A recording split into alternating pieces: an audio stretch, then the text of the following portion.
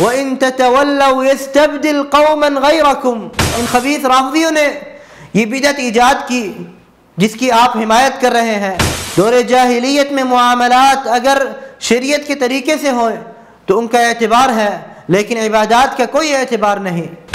کہ لغت کے اعتبار سے بھی آپ کی کتنی قابلیت ہے، کیا آپ شیخ الاسلام شیخ اللغہ نہیں ہیں؟ شیخ الاسلام کیسے ہو سکتے ہیں؟ الحمدللہ رب العالمین والصلاة والسلام على اشرف الانبیاء والمرسلین نبینا محمد وعلى آلہ وصحبہ اجمعین، اما بعد۔ قال تعالى: وما كان لمؤمن ولا مؤمنة إذا قضى الله ورسوله أمرا أن يكون لهم الخيرة من أمرهم ومن يعص الله ورسوله فقد ضل ضلالا مبينا۔ اللہ تعالیٰ فرماتے ہیں کسی مومن مرد یا کسی مومنہ عورت کے لیے جائز نہیں کہ وہ اللہ اور اس کے رسول کا حکم سننے کے بعد اپنی مرضی کے مطابق فیصلہ کرے۔ بے شک جس نے اللہ اور اس کے رسول کی نافرمانی کی وہ کھلی گمراہی میں ہے۔ وفي الصحيحين عن عائشة رضي الله عنها قالت: قال رسول الله صلى الله عليه وسلم: من أحدث في أمرنا هذا ما ليس منه فهو رد۔ صحیحین میں بخاری اور مسلم میں عائشہ رضی اللہ عنہ سے مروی ہے کہ آپ صلی اللہ علیہ وسلم نے فرمایا: جس نے ہمارے اس دین میں ایسا کام ایجاد کیا جو اس میں پہلے سے نہیں ہے، اس کا وہ کام اس پر مردود ہے۔ آج امت مسلمہ ایک بہت بڑی بدعت کا شکار ہے۔ ایک بدعت بہت زیادہ پھیل چکی ہے جس کی حرمت میں کوئی شک نہیں۔ اسے آج عید میلاد النبی صلی اللہ علیہ وسلم کے نام سے جانا جاتا ہے، جبکہ اس شریعت میں تو 2 عیدیں ہیں۔ تیسری عید ایجاد کرنا اس لیے بھی حرام ہے کیونکہ وہ بدعت ہے، اور اس لیے بھی حرام ہے کیونکہ آپ صلی اللہ علیہ وسلم نے اس کام سے صحابہ کو روکا۔ عن انس بن مالک رضی اللہ عنہ قال: قدم النبي صلى الله عليه وسلم المدينة ولهم يومان يلعبون فيهما، فقال رسول الله صلى الله عليه وسلم: ما هذان اليومان؟ قالوا: كنا نلعب فيهما في الجاهلية۔ قال صلى الله عليه وسلم: إن الله قد أبدلكم بهما خيرا منهما يوم الفطر ويوم النحر۔ رواه أحمد في مسنده وأبو داود في سننه من حديث أنس رضي الله عنه۔ حضرت انس رضی اللہ عنہ سے مروی ہے، یہ روایت مسند احمد میں بھی ہے اور سنن ابی داود میں بھی ہے کہ آپ صلی اللہ علیہ وسلم جب مکہ سے مدینہ ہجرت کر کے آئے تو آپ صلی اللہ علیہ وسلم نے دیکھا کہ اہل مدینہ انصاری صحابہ ان کے پاس 2 دن تھے، یوم نیروز اور یوم مہرجان۔ ان کے یہ 2 دن تھے جو سال میں آتے تھے تو اس وقت یہ خوشی منایا کرتے تھے، اور خوشی مناتے ہوئے کھیلا بھی کرتے تھے۔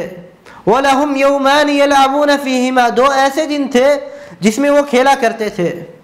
تو آپ صلی اللہ علیہ وسلم نے ان سے پوچھا: مَا هَذَانِ الْيَوْمَانِ، یہ 2 دن کیسے ہیں؟ اس میں کیوں کھیلا جاتا ہے؟ ان کی کہانی کیسی ہے؟ قَالُوا يَوْمَانِ كُنَّا نَلْعَبُ فِيهِمَا فِي الْجَاهِلِيَّةِ، انہوں نے بتایا یہ وہ 2 دن ہیں جن میں ہم جاہلیت میں کھیلا کرتے تھے۔ تو آپ صلی اللہ علیہ وسلم نے فرمایا کہ اللہ تعالی نے تمہیں ان دونوں دنوں کے بدلے میں ان سے بہتر 2 دن عطا کیے ہیں، جو کہ عید اضحیٰ کا دن ہے اور عید فطر کا دن ہے۔ اس حدیث سے ثابت ہوتا ہے کہ آپ صلی اللہ علیہ وسلم نے صحابہ کو وہ عید منانے سے منع کر دیا، کیونکہ اسلام میں 2 عیدیں ہیں اور تیسری عید منانا جائز نہیں ہے۔ عید میلاد النبی اس لیے بھی منانا حرام ہے کیونکہ یہ بدعت ہے. لیکن علماء سو، ایسے علماء جو امت کو جہالت کی طرف، گمراہی کی طرف دعوت دیتے ہیں، وہ بھرپور کوشش کرتے ہیں کہ وہ عید میلاد النبی صلی اللہ علیہ وسلم کو سنت ثابت کرے، یہ جائز ثابت کرے، لیکن ان کی یہ کوشش بالکل ناکام ہے. ان کو خوشخبری سنا دی جائے کہ ان کی یہ کوشش، اللہ تعالیٰ کا وعدہ ہے کہ ان کی کوشش پوری نہیں ہو سکتی، بلکہ اللہ تعالیٰ کا وعدہ ہے وَلَيَنْصُرَنَّ اللَّهُ مَنْ يَنْصُرُهُ. اللہ تعالیٰ نے وعدہ کیا ہے کہ جو شخص اللہ تعالیٰ کی نصرت کرے گا، اللہ تعالیٰ کے دین کی نصرت کرے گا، اللہ تعالیٰ اسی شخص کی مدد فرمائیں گے. وَأَنْتُمُ الْأَعْلَوْنَ. لیکن شرط کیا ہے؟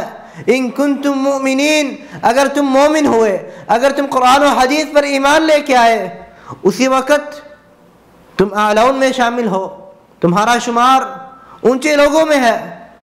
لیکن اگر ہم نے قرآن و حدیث کو بدلنے کی کوشش کی تو اللہ تعالیٰ فرماتے ہیں وَإِن تَتَوَلَّوْا يَسْتَبْدِلْ قَوْمًا غَيْرَكُمْ.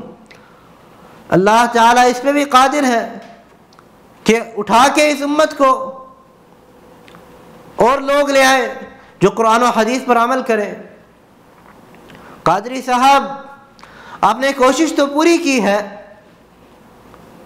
تلبیس لوگوں کو یہ سکھایا ہے کہ میلاد منانا سنت ہے، جبکہ سنت نہیں، بدعت اور حرام ہے. لیکن ہمیں کوئی فکر نہیں، کیونکہ ہمارے ساتھ اللہ تعالیٰ کا وعدہ ہے کہ حق غالب رہے گا. ہمیں کوئی فکر نہیں، کیونکہ آپ صلی اللہ علیہ وسلم نے فرمایا، اور آپ صلی اللہ علیہ وسلم نے جو فرمایا سچ فرمایا. لا تزال طائفة من امتی على الحق لا يضرهم من خالفهم ولا من خاذلهم حتى تقوم الساعة او كما قال عليه الصلاة والسلام. آپ صلی اللہ علیہ وسلم ہمیں بتا گئے تھے کہ ایک گروہ حق پر قائم رہے گا، بلکہ ایک روایت میں آتا ہے وَهُمْ يُقَاتِلُونَ. امام بخاری نے اس پر باب باندھا ہے اور فرمایا ہے وَهُمْ أَهْلُ الْعِلْمِ، اور یہ گروہ اہل علم کا ہوگا. حق کے لیے قتال بھی کریں گے، حق پر ڈٹے بھی رہیں گے، اور کسی کو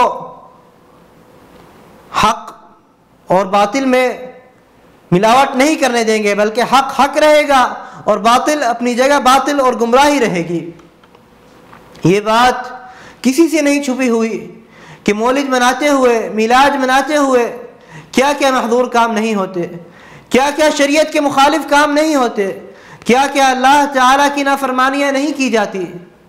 لیکن ہم قادری صاحب کے دلائل کی طرف بھی آتے ہیں اور دیکھتے ہیں کہ مولانا صاحب کے دلائل میں کتنا سچ ہے، کتنا جھوٹ ہے، کتنے خالص دلائل ہیں اور کتنی ملاوٹ ہے، کتنا زور ہے ان دلائل میں، کتنی حقیقت ہے. سب سے پہلے قادری صاحب ایک حدیث پیش کرتے ہیں اور اسے یہ ثابت کرنا چاہتے ہیں کہ میلاد منانا سنت ہے. قادری صاحب یہ حدیث امام بیہقی کی کتاب سنن الکبریٰ سے نقل کرتے ہیں اور کہتے ہیں یہ بہقی ہے سنن کبریٰ. یہ بہقی ہے سنن کبریٰ. قادری صاحب بہقی نہیں، بیہقی، بہت فرق ہے دونوں میں. چلو آگے چل کے دیکھتے ہیں حدیث کیا ہے، استدلال کس حد تک صحیح ہے یا بالکل غلط ہے. سنن کبریٰ امام بیہقی کی جو ہے اس میں سے انہوں نے حدیث پیش کی ہے عن قتادة عن انس رضی اللہ عنہ ان النبی صلی اللہ علیہ وسلم عق عن نفسه بعدما بعث نبیا. قتادہ انس رضی اللہ عنہ سے روایت کرتے ہیں کہ آپ صلی اللہ علیہ وسلم نے اپنی بعثت کے بعد، جب اللہ تعالی نے ان کو پیغمبر بنا کے بھیجا، اس کے بعد عقیقہ کیا، نبی بننے کے بعد عقیقہ کیا. اس عقیقے والی روایت سے قادری صاحب میلاد منانے کا جواز نکالنا چاہ رہے ہیں، اور اس پر امام جلال الدین سیوطی کا قول بھی نقل کیا ہے قادری صاحب نے۔ قادری صاحب اس سے یہ مراد لینا چاہ رہے ہیں کہ جو عقیقے کا ذکر آیا ہے اس حدیث میں، یہ عقیقہ نہ تھا، بلکہ لفظ عقیقہ مجازاً استعمال ہوا۔ تو وہ فرماتے ہیں کہ جو آقا علیہ السلام نے یہ خیرات کیا، یہ کھانا کھلایا، لوگوں کو دعوت دی اپنی ولادت کی نسبت سے، اس لیے عربی میں لفظ عقیقہ استعمال ہو گیا، ورنہ شرعاً یہ عقیقہ نہ تھا، کیونکہ عقیقہ تو آپ کے دادا جان حضرت عبد المطلب آپ کی ولادت کے 7ویں دن آلریڈی کر چکے تھے، اور عقیقہ شریعت میں ایک بار ہوتا ہے، دوبارہ اس کا اعادہ نہیں کیا جا سکتا۔ عقیقہ کبھی دوبارہ نہیں ہوتا، ایک ہی بار ہوتا ہے۔ مجازاً اس لیے استعمال ہوا کیونکہ مولد لفظ میلاد بہت بھاری گزر رہا تھا صحابہ کی زبانوں پہ۔ کیا یہ وجہ تھی؟ لغت کے اعتبار سے جب کوئی لفظ بھاری ہوتا ہے تو اس کو تسہیل کی جا سکتی ہے، لیکن آپ یہ بتائیں کہ عقیقے کا لفظ استعمال ہوا، میلاد منانے کا لفظ بہت بھاری تھا اس لیے نہیں استعمال ہوا، یا پھر کیا وجہ تھی؟ حقیقتاً اس سے مراد قادری صاحب کے کہنے کے مطابق اس سے مراد عقیقہ نہیں تھا، بلکہ یہ آپ صلی اللہ علیہ وسلم نے اپنے میلاد کی خوشی میں یہ دن منایا، اور دلیل یہ پیش کرتے ہیں، مجاز کی دلیل، عقیقے سے مراد میلاد منانے کی دلیل یہ پیش کرتے ہیں کہ آپ صلی اللہ علیہ وسلم کے دادا نے عبد المطلب نے 7ویں دن ہی آپ کا عقیقہ کر لیا تھا، اور عقیقہ زندگی میں صرف ایک بار ہوتا ہے۔ تو ہم قادری صاحب آپ کو کہتے ہیں کہ آپ کی یہ بات حقیقت کے بالکل خلاف ہے۔ جی، عقیقہ زندگی میں اس دفعہ ایک بار ہوتا ہے جب وہ عقیقہ مقبول ہو، جب وہ عقیقہ اسلام کی حالت میں کیا جائے، لیکن اگر وہ عقیقہ دور جاہلیت میں ہو تو اس کا اعادہ کرنا اس حدیث سے ثابت ہے۔ آگے جا کے قادری صاحب ان کو پتہ ہے کہ یہ اشکال ہے، ان کی بات یہاں سے پکڑی جائے گی کہ وہ غلط بات کر رہے ہیں، تو اس کا بھی ایک جواب دے دیتے ہیں، جو جواب شیخ الاسلام جیسا بندہ نہیں بلکہ طالب علم بھی جانتا ہے کہ یہ جواب غلط ہے۔ کیا جواب دیتے ہیں؟ کہتے ہیں اگر کوئی شخص کہے کہ عقیقہ دور جاہلیت میں ہوا تھا اس لیے اس کا اعادہ کیا گیا، تو آپ صلی اللہ علیہ وسلم کا پہلا نکاح سیدہ خدیجہ رضی اللہ عنہا سے دور جاہلیت میں کیا گیا تھا، اس کا اعادہ کیوں نہیں ہوا؟ اگر کسی کو خیال آئے کہ وہ دور جاہلیت میں کیا گیا تھا اس لیے حضور نے عقیقہ دوبارہ دہرایا تو یہ بڑی جہالت کی بات ہوگی۔ اگر دور جاہلیت کی بات قابل قبول نہیں اور دہرانا پڑتا ہے تو حضور علیہ السلام کا پہلا نکاح حضرت خدیجہ الکبریٰ کا بھی دور جاہلیت میں ہوا تھا، بعثت سے پہلے ہوا تھا، آپ کی بعثت سے 15 سال پہلے ہوا تھا، 25 برس عمر تھی، تو 15 سال اعلان نبوت سے پہلے کا نکاح تھا، تو حضور علیہ السلام نے کیا نکاح بھی بعد میں دہرایا؟ استغفر اللہ العظیم، نہیں دہرایا۔ ہم آپ کو جواب دیتے ہیں، صبر کریں، ہم ثابت کر کے رہیں گے کہ عقیقہ اس حدیث میں اس سے مراد عقیقہ ہی ہے، مولد بنانا نہیں ہے، اس کا جواب بھی دے دیتے ہیں۔ لیکن اس سے پہلے آپ کو ایک بات بتا دیں، شریعت کے ایک اصول بتا دیں تاکہ اسی کے مطابق بات ہو سکے اور اسی کے مطابق آپ عوام الناس کو، عامت الناس کو قرآن و حدیث سے دین سمجھا سکیں۔ پہلی بات، یہ قرآن، یہ حدیث عربی میں نازل ہوا ہے۔ اللہ تعالیٰ فرماتے ہیں اِنَّا أَنزَلْنَاهُ قُرْآنًا عَرَبِيًّا لَعَلَّكُمْ تَعْقِلُونَ، بے شک ہم نے یہ قرآن عربی میں نازل کیا ہے تاکہ تم سمجھ سکو، اور ایسے ہی حدیث عربی میں ہے۔ اللہ تعالیٰ فرماتے ہیں وَمَا أَرْسَلْنَا مِن رَّسُولٍ إِلَّا بِلِسَانِ قَوْمِهِ لِيُبَيِّنَ لَهُمْ فَيُضِلُّ اللَّهُ مَن يَشَاءُ وَيَهْدِي مَن يَشَاءُ وَهُوَ الْعَزِيزُ الْحَكِيمُ۔ جو بھی اللہ تعالیٰ نے پیغمبر بھیجا ہے، جو بھی رسول بن کے آیا ہے، اس میں یہ چیز تھی کہ وہ اپنی قوم کی زبان جانتا تھا، اپنی قوم کی زبان بولتا تھا تاکہ وہ سمجھا سکے، الا بلسان قومہ لیبین لہم، تاکہ وہ اپنی قوم کو چیزیں کھول کھول کے بیان کر سکے۔ فیضل اللہ من یشاء، ہاں ہدایت نبیوں کے ہاتھ میں نہیں ہوتی، آپ صلی اللہ علیہ وسلم مختار کل نہیں تھے، یہ صرف اللہ تعالیٰ کا ہی اختیار ہے۔ فیضل اللہ من یشاء ویہدی من یشاء، جسے اللہ تعالیٰ چاہے گمراہ کر دے اور جسے چاہے ہدایت کی توفیق عطا فرما دے۔ اللہ تعالیٰ نے نبی بھیج دیے، انہوں نے ہر چیز واضح کر دی، ہدایت کا راستہ واضح کر دیا، گمراہی کا راستہ بھی واضح کر دیا، لیکن ہدایت کی توفیق اللہ تعالیٰ کے پاس ہی ہے، وَهُوَ الْعَزِيزُ الْحَكِيمُ۔ تو جب قرآن بھی عربی میں نازل ہوا اور حدیث بھی عربی میں نازل ہوئی، تو قرآن و سنت جب آپ نے عوام کو سکھانا ہے تو عربی کے دائرے میں رہ کے پھر ہی سکھانا ہے۔ آپ اپنی مطلب کے مطابق یا اپنی خواہشات کے مطابق عربی سے نکل کے کوئی اور لفظ لگا کے ادھر اپنا مطلب نہیں ثابت کر سکتے۔ عقیقہ جہاں آیا ہے ادھر آپ میلاد کی خوشی نہیں ثابت کر سکتے، کیونکہ عربی میں عقیقے سے مراد وہ بکرا ہے، وہ جانور ہے جو بچے کی پیدائش کی خوشی میں کیا جاتا ہے، اور عقیقے سے مراد میلاد منانا بالکل نہیں ہے۔ پہلی بات تو یہ ہو گئی۔ دوسری بات کہ جب قرآن و حدیث کو سمجھنا ہے، اپنی عقل پہ رکھ کے نہیں سمجھنا، یہ عقل محدود ہے، یہ عقل قاصر ہے، یہ انسان کی عقل ہے۔ کیسے سمجھنا ہے پھر قرآن و حدیث کو؟ آپ صلی اللہ علیہ وسلم نے جیسے اپنے صحابہ کو سمجھایا، جیسے صحابہ نے تابعین کو بتایا، جیسے ہمارے پاس پہنچا ویسے ہی سمجھنا ہے، اپنی مرضی کے مطابق نہیں سمجھنا۔ لیکن قادری صاحب، ادھر آپ نے نہ ہی لغت کے اعتبار کو دیکھا اور نہ ہی صحابہ کے فہم کو دیکھا۔ آئیے ہم آپ سے ایک سوال کرتے ہیں، چھوٹا سا سوال ہے، آسان سا سوال ہے۔ یہ روایت جو آپ نے انس رضی اللہ عنہ اور قتادہ رضی اللہ عنہ سے پیش کی ہے، کیا انس یا قتادہ رضی اللہ عنہما کیا انہوں نے اس روایت سے مطلب لیا کہ عقیقے سے مراد میلاد ہے؟ کیا آپ ایسا کوئی قول پیش کر سکتے ہیں صحابہ کا؟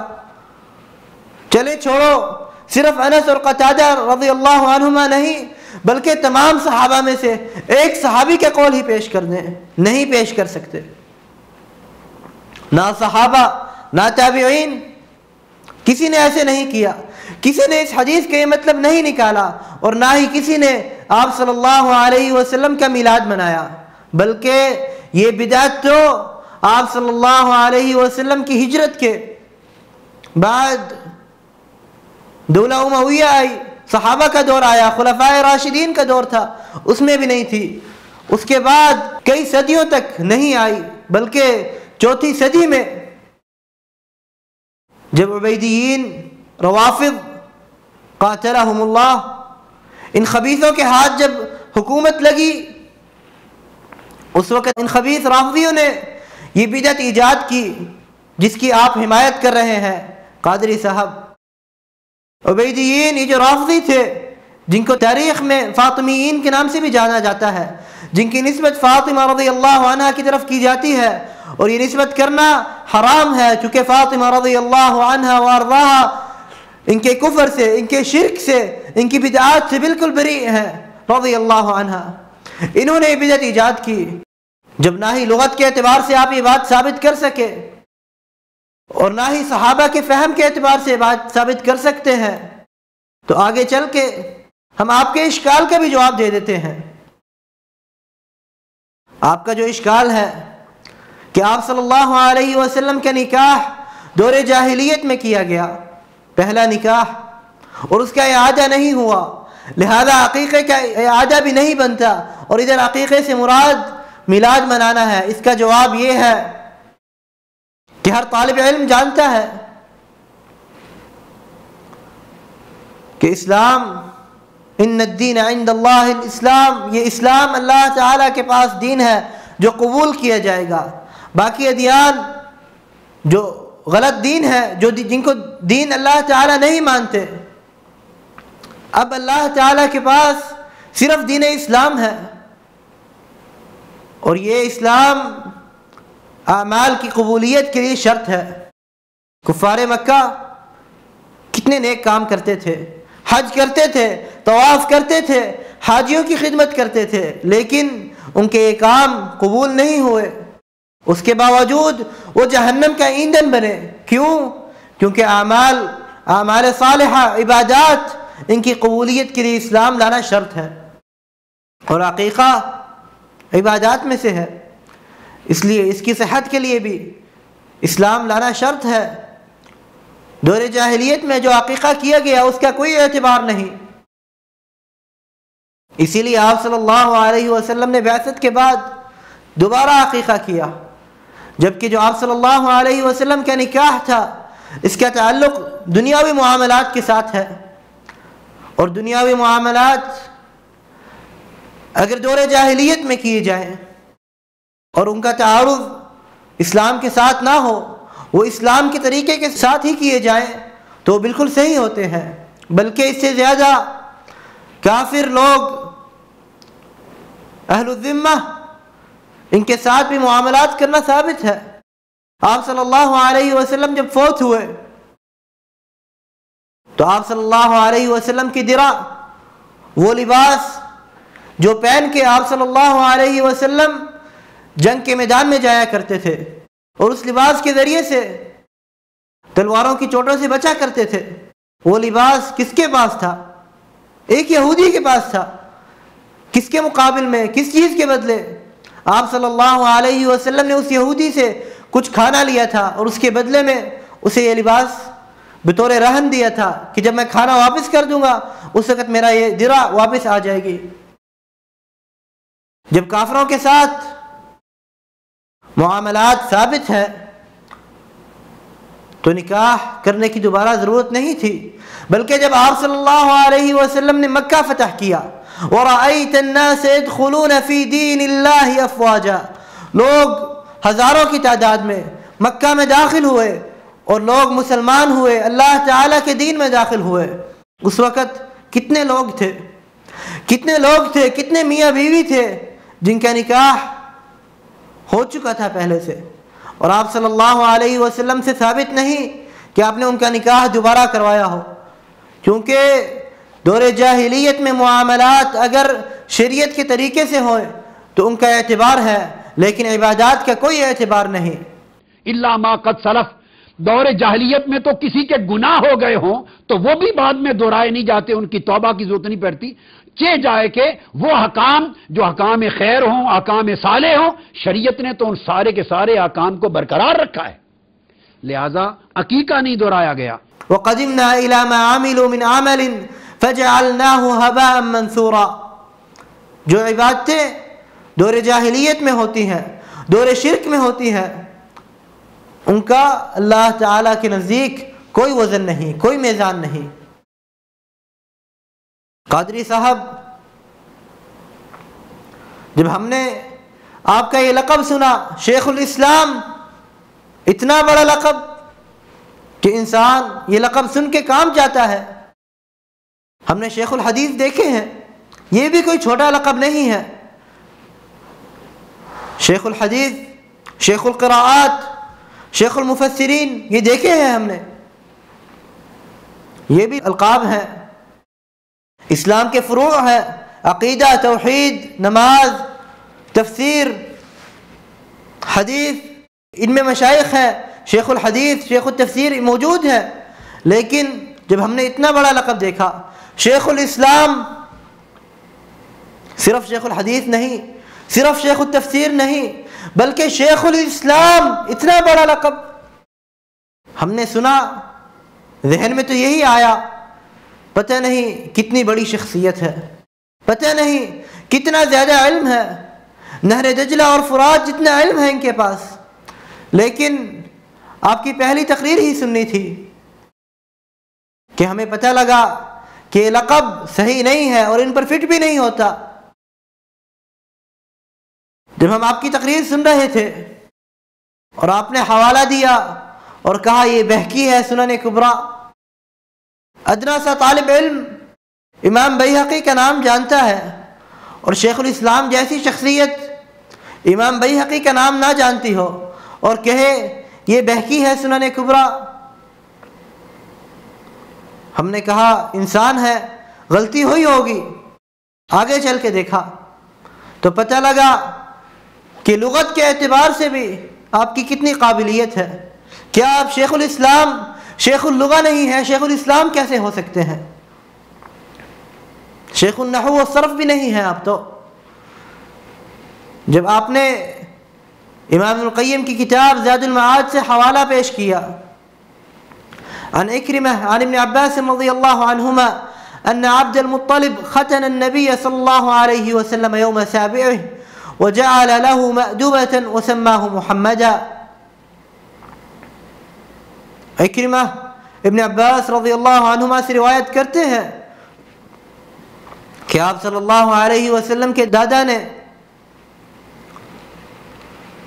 آپ صلی اللہ علیہ وسلم کے ختنے کیے اور آپ صلی اللہ علیہ وسلم کے لیے کھانا تیار کروایا اور آپ کا نام محمد صلی اللہ علیہ وسلم 7ویں دن رکھا۔ آپ نے یہ روایت پیش کی، لیکن کاش آپ نے بھی ایسے ہی پڑھی ہوتی، کاش آپ نے دیکھ کے ہی پڑھ لی ہوتی۔ آپ نے کیا کہا، اس پہ آپ نے غور نہیں کیا، جس کی آپ کو فکر نہیں، اور آپ کہہ گئے، اور اس کے عواقب، اس کے بعد آنے والا کیا ہے اس کا آپ نے نہیں سوچا۔ آپ نے کہا ان عبد المطلب ختن النبی صلی اللہ علیہ وسلم یوم سابعہ وجعلہ مأدبہ۔ اکرمہ عبداللہ ابن عباس سے روایت کرتے ہیں کہ یہ یوم سابع ہی وجعلہ مأدبہ وسماہ محمدا۔ وجعلہ مأدبہ، اس کا مطلب پتہ کیا ہے؟ لغت کے اعتبار سے اگر آپ نے لغت پڑھی ہوتی تو آپ کو پتہ ہوتا، اور آپ اگر زبان سے کوئی غلطی سے لفظ نکل جاتا ہے بندہ اسے صحیح کر لیتا ہے، لیکن آپ چلتے پڑے۔ آپ نے کہا وجعلہ مأدبہ معاذ اللہ، اس کا مطلب یہ بنتا ہے بجائے کہ حدیث میں یہ آیا کہ آپ صلی اللہ علیہ وسلم کے لیے کھانا تیار کروایا گیا آپ کے عقیقے کے لیے، اس کا یہ مطلب بنتا ہے کہ آپ صلی اللہ علیہ وسلم کو کھانا بنایا گیا، معاذ اللہ۔ اس سے بھی آپ کی قابلیت کا اندازہ ہو گیا۔ اور تیسرا نقطہ جس کا تعلق حدیث کے فہم کے ساتھ تھا کہ آپ نے حدیث نہ ہی صحابہ کے فہم سے سمجھی اور نہ ہی لغت کے اعتبار سے سمجھی، تو ہمیں پتہ لگ گیا کہ آپ کی کتنی قابلیت ہے، اور ہم نے یہ بھی چاہا کہ عوام کے سامنے حق واضح ہو جائے، عوام کو پتہ چل جائے کہ کیا ان کا نام شیخ الاسلام ہے یا نہیں۔ قادری صاحب، ہم آپ کو ایک چیز کی طرف دعوت دیتے ہیں کہ قرآن و حدیث کو اس کے ظاہر پر سمجھا کریں، قرآن و حدیث کی تأویلات نہ ڈھونڈا کریں۔ فَأَمَّا الَّذِينَ فِي قُلُوبِهِمْ زَيْغٌ فَيَتَّبِعُونَ مَا تَشَابَهَ مِنْهُ ابْتِغَاءَ الْفِتْنَةِ وَابْتِغَاءَ تَأْوِيلِهِ، فتنے کی غرض سے، اپنی مفادات کی غرض سے ایسے نہ کیا کریں، قرآن و حدیث کے خادم بن جائیں۔ اللہ تعالیٰ کا وعدہ ہے، اللہ تعالیٰ آپ کا مقام بلند کر دے گا۔ اور اگر آپ نے ایسے نہ کیا بلکہ قرآن و حدیث کو اپنے مفادات کا خادم بنایا تو اللہ تعالیٰ کے عذاب سے ڈر جائیں۔ یہ زندگی، اس کا کوئی اعتبار نہیں، تو اللہ کے عذاب سے ڈر جائیں کہ اللہ کا عذاب آ جائے کہ آپ قرآن و حدیث میں تحریف کر رہے ہیں، اس کو چینج کرنے کی کوشش کر رہے ہیں۔